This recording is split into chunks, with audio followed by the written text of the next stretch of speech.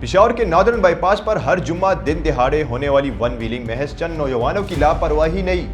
بلکہ ریاستی بے حسی، سماجی غفلت اور انتظامی ناکامی کا کھلا اظہار بن چکی ہے۔